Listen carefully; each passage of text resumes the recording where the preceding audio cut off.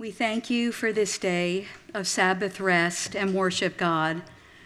We thank you for those of faith who long ago recorded scriptural truths that had profound relevance for them years ago and for us even now in these present days.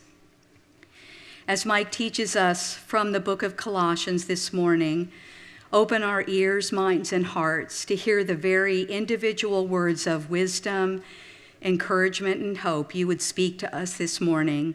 In your life-giving name we pray, amen. Since then, you have been raised with Christ. Set your hearts on things above, where Christ is, seated at the right hand of God. Set your minds on things above, not on earthly things.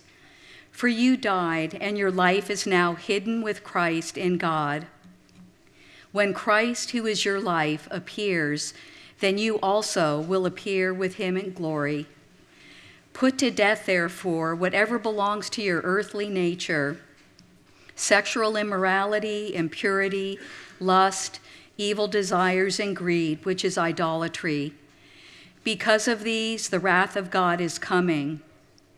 You used to walk in these ways in the life you once lived, but now you must also rid yourselves of all such things as these: anger, rage, malice, slander, and filthy language from your lips. Do not lie to each other, since you have taken off your old self with its practices and have put on the new self, which is being renewed in knowledge in the image of its creator. Here there is no Gentile or Jew, circumcised or uncircumcised, barbarian, Scythian, slave, or free, but Christ is all and is in all. This is the word of the Lord. Thanks be to God.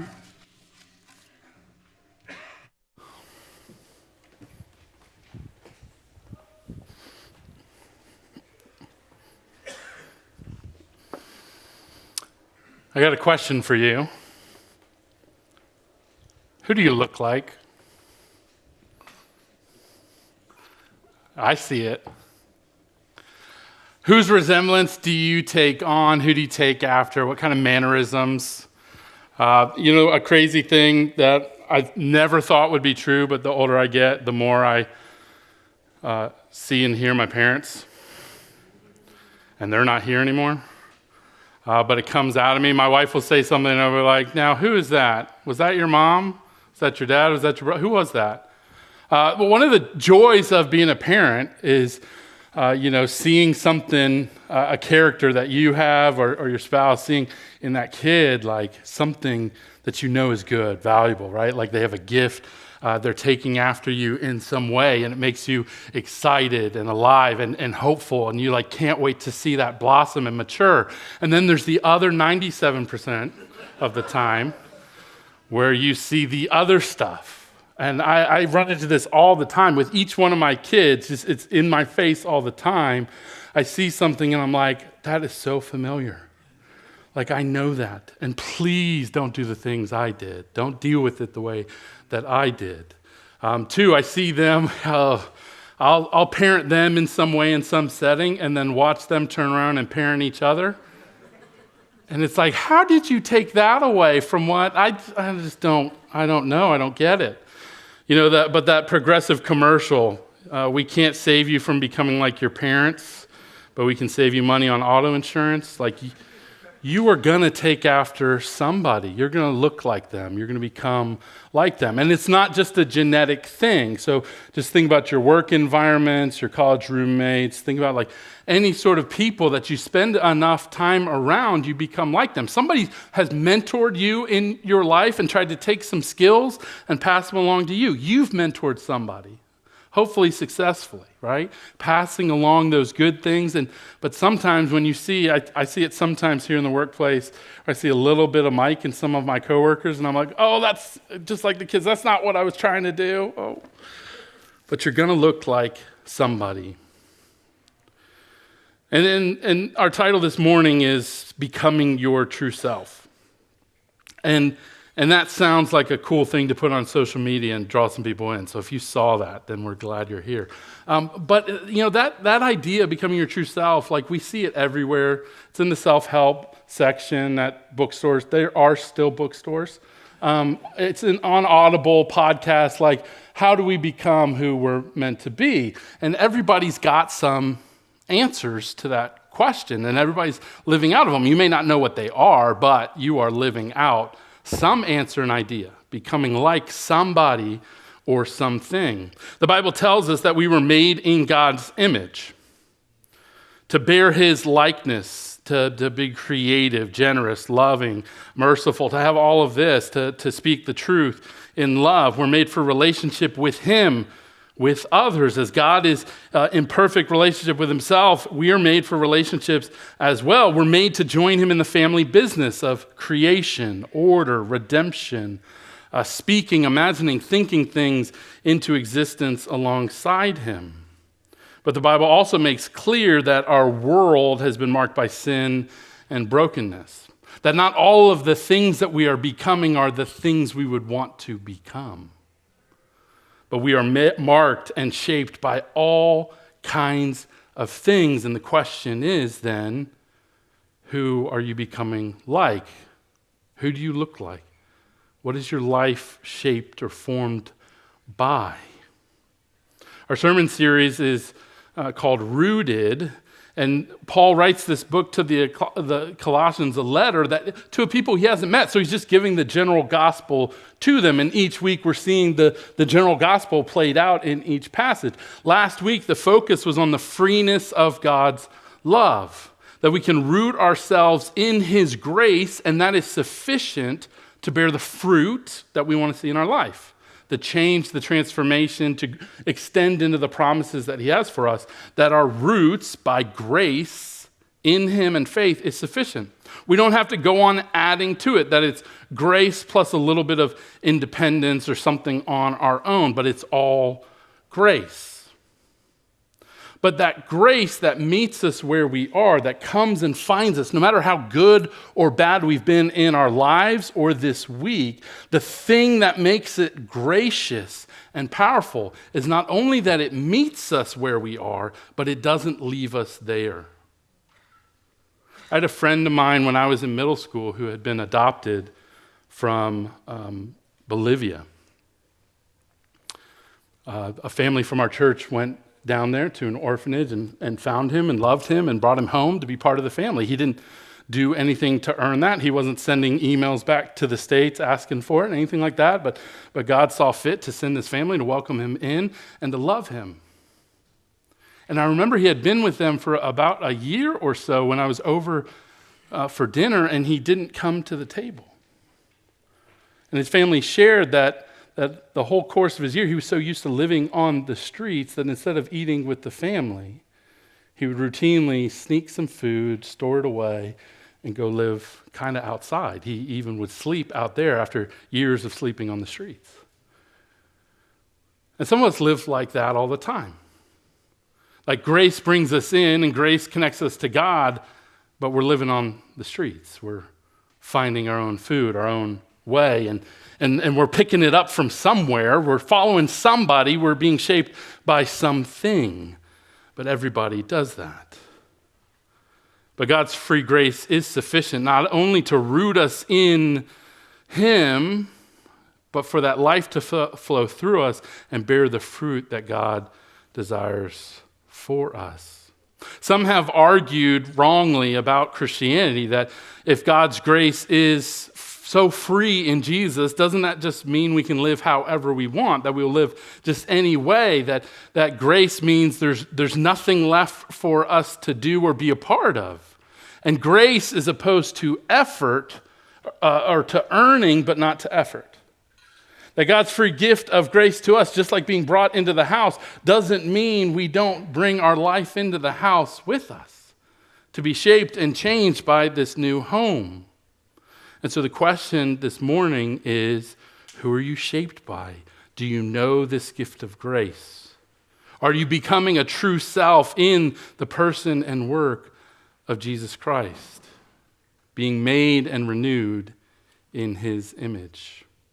I'm going to go ahead and give you an application for this morning. So whether you've been in the church for a long time or you're not sure about faith, I want to invite you to write a testimony. Write a testimony about what you believe about the world, about life, what's good about it, what's hard about it, and then how you navigate between the two. Write a testimony, and you'll see from the rest of this passage why I think this is a powerful thing where we get to participate in God's grace as he puts off the old self and puts on the new. Verses 9 and 10, you can see in your worship guide, since you have taken off your old self with its practices and have put on the new self, which is being renewed in knowledge in the image of its creator. So the Bible tells us that there is a sort of a starting place, a default mode that we are all in, shaped by the world in our genetics, in our experiences, good and bad, that we are all shaped. We are all being converted and transformed and impacted. We are calibrating and readjusting. I was in a walking boot for several weeks and had to start going to the chiropractor because after walking like that with a limp, all of a sudden my hips get out of whack. I've got ADD and I don't focus all that well, and so I have a limp in the way that I think, and then I develop these coping mechanisms in order to deal with it and get by. I spent most of my life being incredibly lonely and without security, and you know what I found is if I watched TV for 7 hours at a time, eventually, I don't know if I felt loved, but I didn't necessarily feel alone anymore. So as we go through life, we're all being shaped by something, and then we're doing something about it. We're being made in some kind of image. There's an old self. And the Bible proclaims that we had a starting position being in and made in his image. It's been corrupted by our lived experiences, the sin and brokenness that we all share in. Even when there's a baby in the womb, right, the stress level that the mom is experiencing is impacting and shaping. The diet and the nutrients and all kinds of biological things are happening. I'm pretty sure I saw that on PBS. So we're being shaped by something. We're made for God in his image, made for that work. We have our lived experiences that shape us. And then when God's grace comes into the world, it offers us a different image, a different picture, a truer self to be shaped by and renewed by.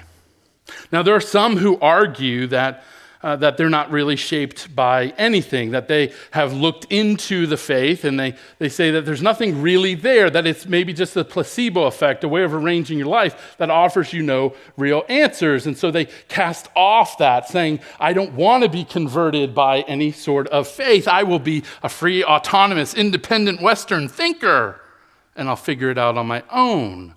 That the fullness of life, according to them, is this individual self-expression, to be masters of our own fate.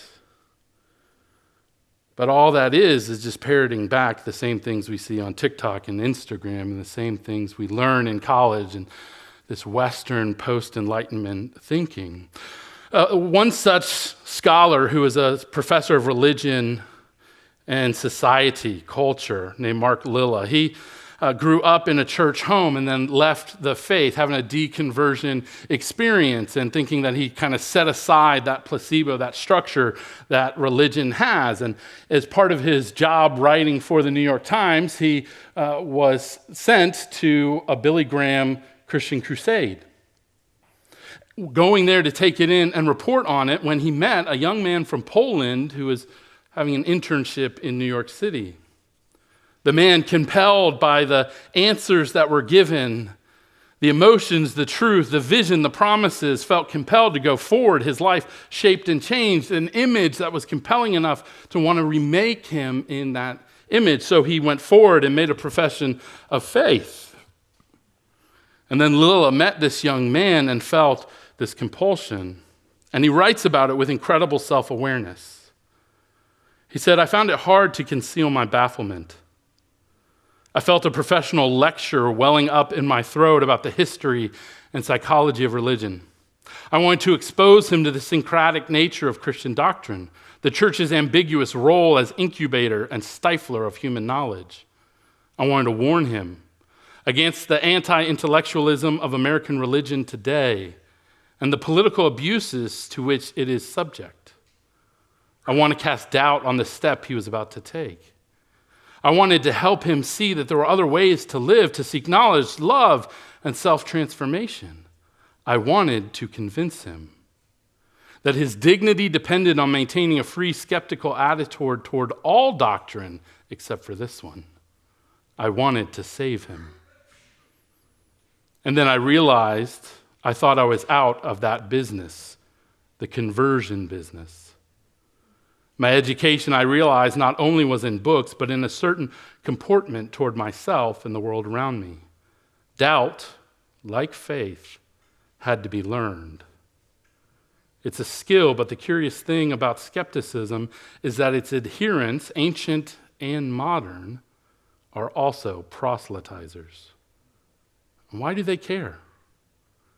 Their skepticism offers no good answer to that question, and I don't have one myself. Friends, what this article sets forth is it's this reality that all of us are going to be made in some sort of image. All of us are going to practice a religion. If religion is just the set of answers and beliefs you have about what is the world, what's good, what's bad, how do we go from one to the other? How do we deal with growth? What should we think of scarcity, violence, injustice? We all have answers to that question. To put it another way, how many of you have a diet? Everyone. Because the diet is just the boundaries around what you eat and you don't, and what happens to you as a result, and what kind of effort and intentionality you're putting behind it, what kind of results you expect to get. And the same way that we all have a diet, we all have a religion, and we are being made in that image. So again, who do you look like? What is your life marked by this week? Do you even know what your diet is, your set of answers, beliefs, practices? This passage encourages us to think that out as the process of putting off the old and putting on the new. And it says that you have put off and you have put on.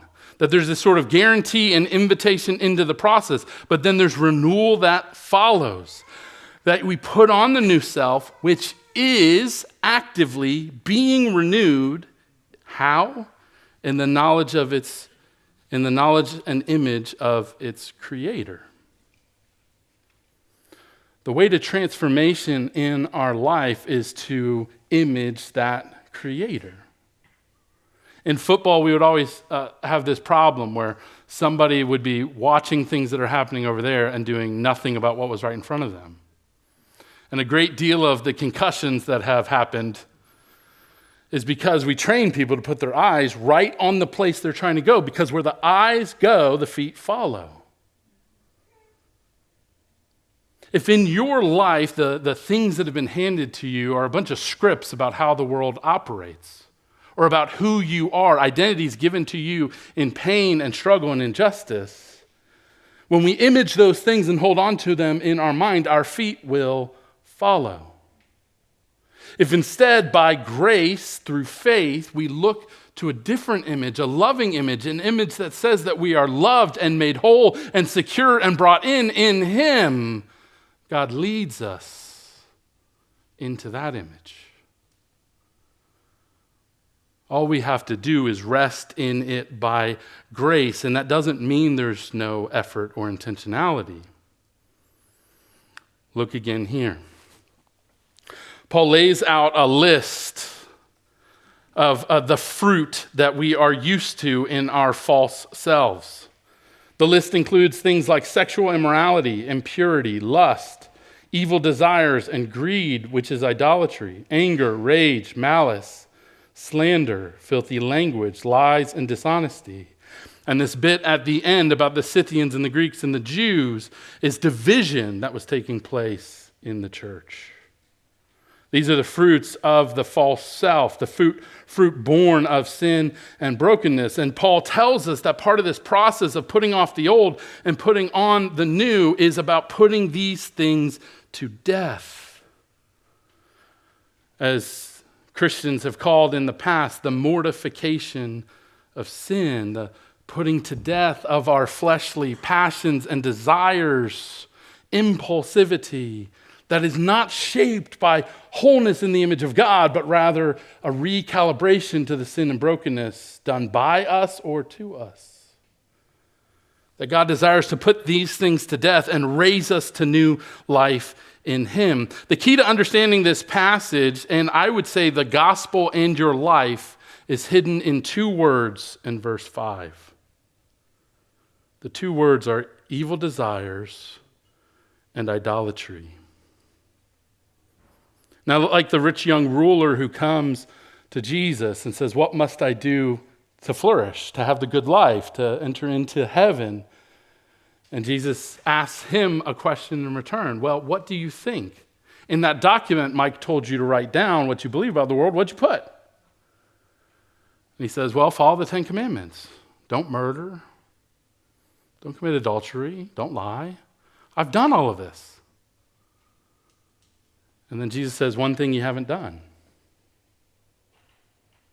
Sell all your treasures and image me. Root yourself in me, not you. Not what you've done and you haven't done, but in me. You see, we think about our lives as like, well, I'm a good person because I haven't murdered anybody yet.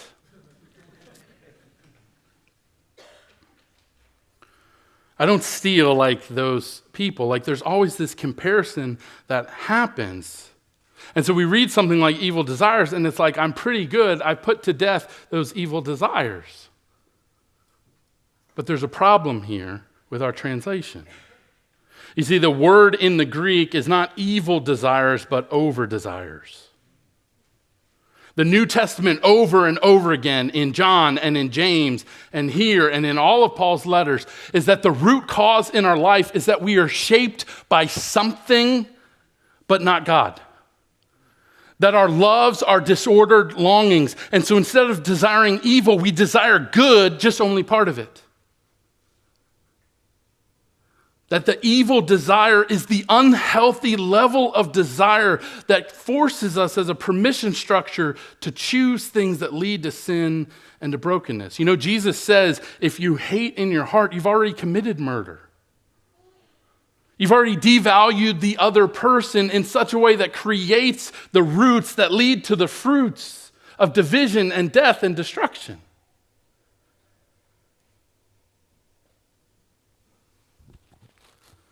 The second word here is idolatry. Because the over-desire, the need that we have to have some covering and some source of good moves us to try to find it in something or someone. In teaching my kids about idolatry, like there are idols in the neighborhood across the street that are easy to drive by and say, well, why is that statue there in the yard? And then we get to talk about some of the world religions. But what I want them to see is that just like in my life and in theirs, that we are all looking for a covering somewhere, an over-desire, a healthy desire that's going too big. It's metastasizing like a cancer and it's taking over, and all of a sudden we've got these reactions that are going on. The roots are in the wrong place, and therefore they're leading to these fruits. In the book Counterfeit Gods, Tim Keller lays out, and this has been done over and over again, you'll see this pattern, that essentially we've got three big human needs. The need for power or influence or control or agency. The need for belonging, to be delighted in, appreciated, connected. And the need for security and comfort, to be protected from danger. And idolatry is when we take one of those things and we put it above the others. When we take something good and we make it an ultimate good, and it creates a permission structure to violate and turn our back against some of the other things. Do you know what that is in your life? For me, I grew up that power was kind of everything. I've got 4 older siblings. Our family was family by trial or argument. And so I learned to use my words and influence to gain the upper hand on other people. Now, why did I do that? Because I wanted to be loved. I wanted to belong. I wanted to be secure. I wanted to be delighted in. And when it didn't happen, I had to turn to another source. And the fruit that came out of it was the sin and brokenness that marked my life. And now we get, just like an idol, temporary control. You know, if you do a rain dance and sacrifice to the rain god enough times, eventually it's going to rain. And then you're going to go, hey, that worked, let me try it again.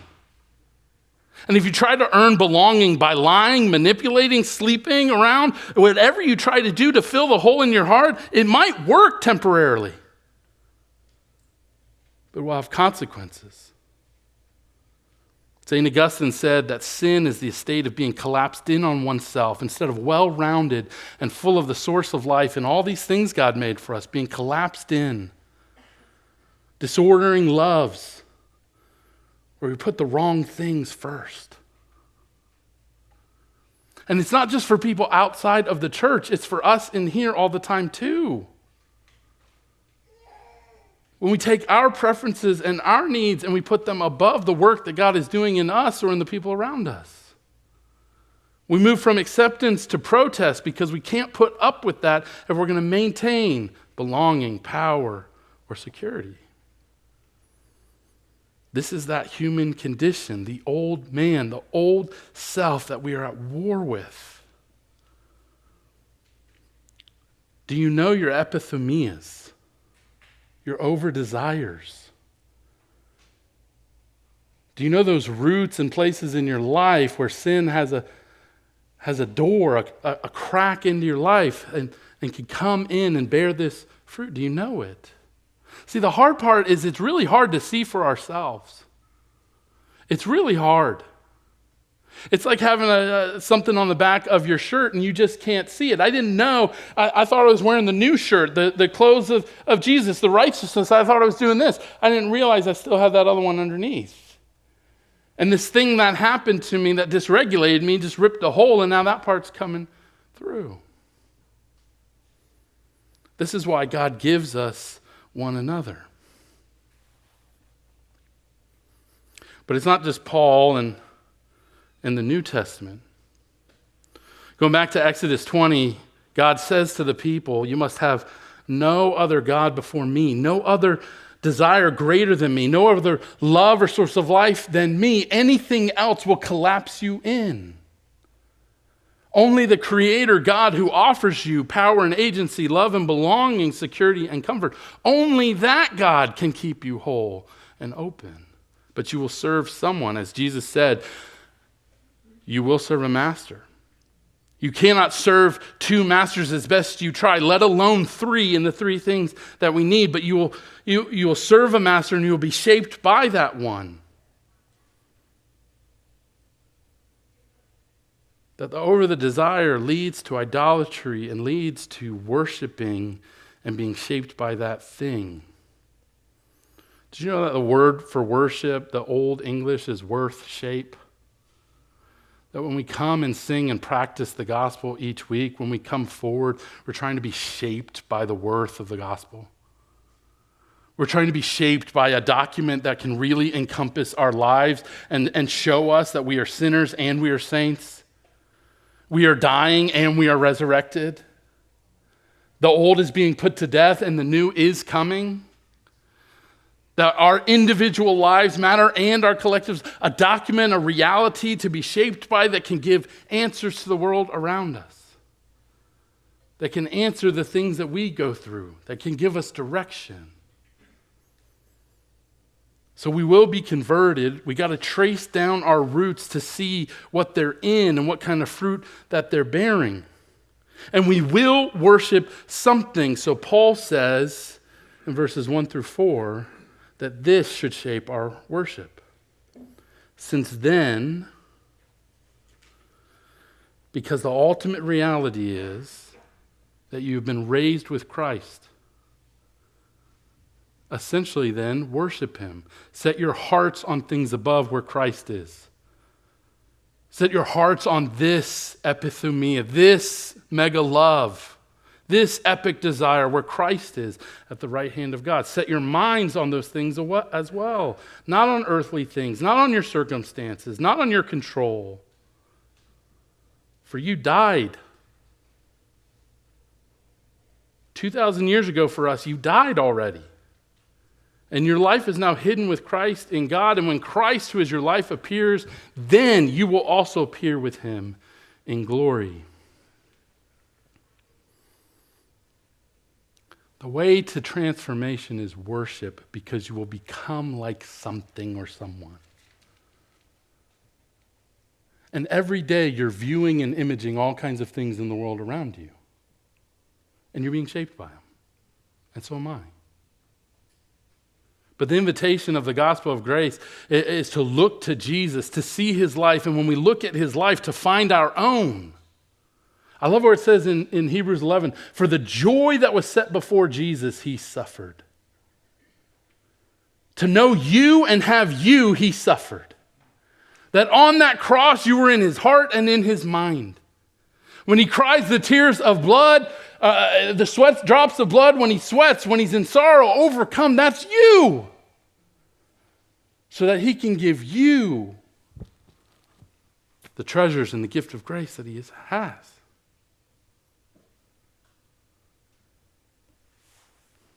Thomas Chalmers, a Scottish Presbyterian minister, once said, in our lives, there's not one personal transformation or conversion in which our hearts are left without an object of ultimate beauty. And joy, the heart's desire for one particular object, can be conquered. We can trade out one vice or addiction or need for another, but the desire of our hearts to have some object be its covering and its source of life is unconquerable. And so the only way to dispossess the heart of an old affection is by the explosive power of a new one.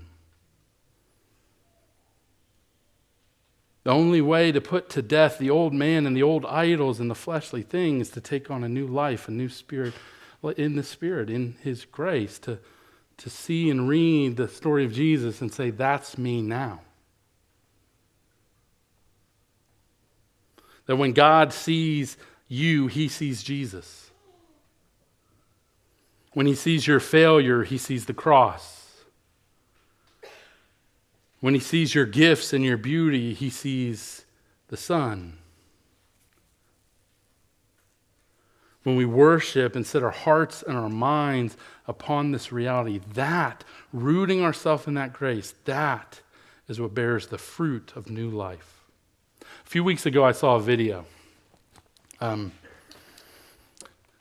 There was a British man who, some years ago, had a green Corvette, and he loved it. Nothing better than cruising around in that Corvette until he met a woman. Trading out that love for another, he met her and her kids and became a father to them. And then they got into a hard spot. Couldn't afford food or diapers, and he ended up selling that car. And the video was 40 years later. There with his adopted daughter in the parking lot of a restaurant. I think he should have been suspicious when the 7 cell phones were out recording. But there in the parking lot was that 74 green Corvette.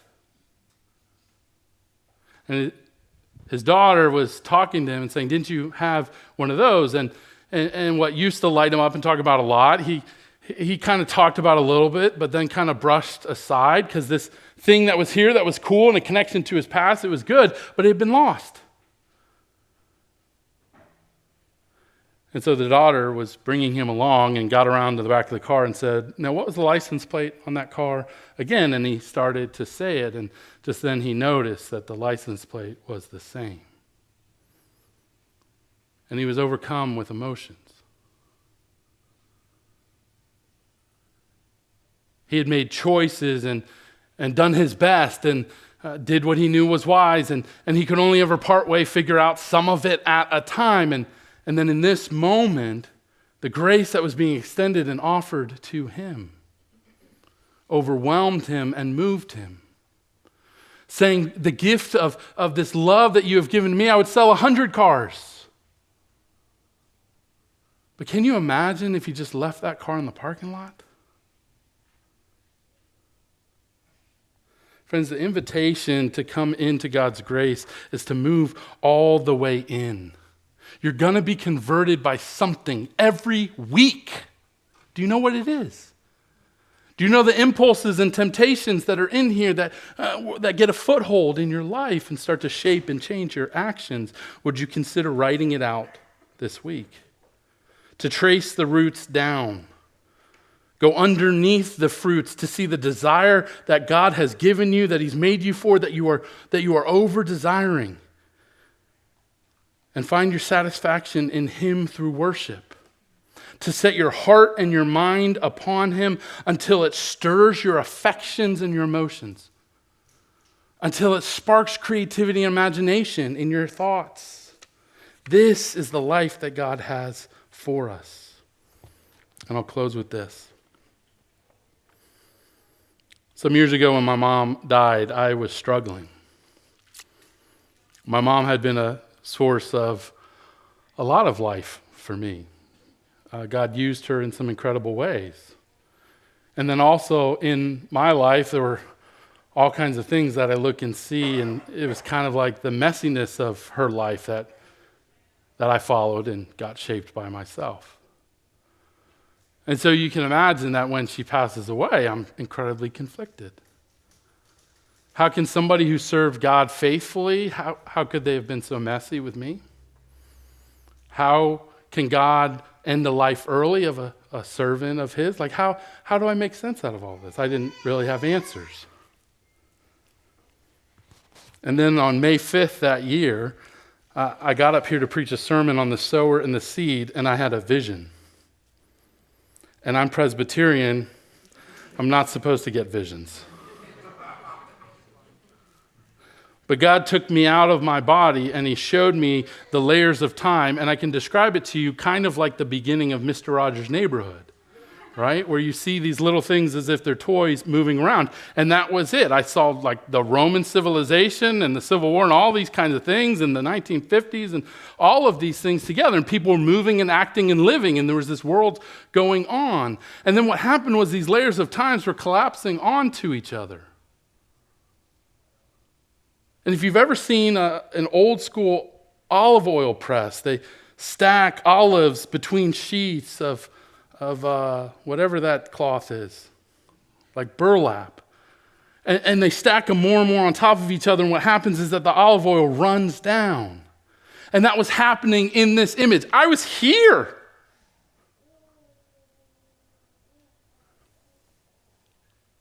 And what was dripping down was all the sin and the brokenness and the messiness and the idolatry, and everything was being pressed away. And I realized in that time that my mom and the messiness and hurt that I experienced in my life was being melted away. All that was left was God's character and all of the people who were rooted in him and the fruit that was there. And I realized in that time that all the good that came from my mom was just God's grace and love working in her and through her. And it didn't start with her, and it didn't end with her. And in that way, for me, I found a little bit more of my true self. You see, my faith is that I'm a sinful, broken dumpster fire of a person. That I make wrong choices all of the time and can't seem to get out of my way, except God's doing something. And I can't wait to see what he does. I know who your true self is, because it's just that too. And my prayer this morning, friends, is that in our worship, in this passage, in this meal, in the songs, all of this, that in this may Christ, who is your life, be revealed in what we say and do today. As we worship, may we be shaped in his image, shaped by the worth of him. And that in him, we would see ourselves too. For we appear with him in glory. Let's pray. God, you are faithful and you are good. The world is full of things, God, that we don't have perfect answers for. At least not yet. But you aren't leaving us where you found us. You are bringing us into this new reality, putting off the old, on the new, renewing us as we look to you and are shaped by you more and more. So, Lord, as we have set our minds on you, giving attention to the reading, study of your word, to prayer, as we set our affections on you, sharing our life, our stories with one another, we pray, Lord, that you would transform us, that we would see you, find you, and become who you have made us to be for your glory and for our joy. In Jesus' name, amen.